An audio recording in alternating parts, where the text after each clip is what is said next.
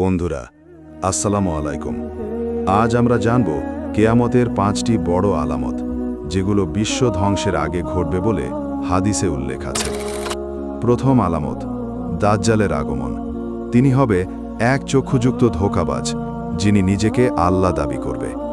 তার ফিতনা হবে এত প্রবল যে অনেক মুমিনও বিভ্রান্ত হয়ে পড়বে। দ্বিতীয় আলামত, হজরত ঈসা আলাইহিস সালামের আগমন।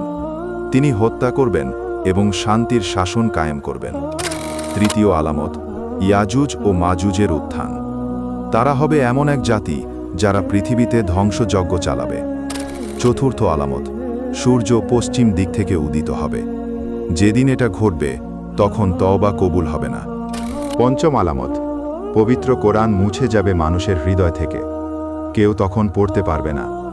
মুখে মুখে শুনলেও কেউ অর্থ বুঝবে না। প্রিয় ভাই ও বোনেরা, এই আলামতগুলো আমাদের মনে করিয়ে দেয় সময় খুব বেশি নেই। তাই আসুন আমরা এখনই তওবা করি, নেক আমল করি এবং আল্লাহর কাছে ক্ষমা চাই।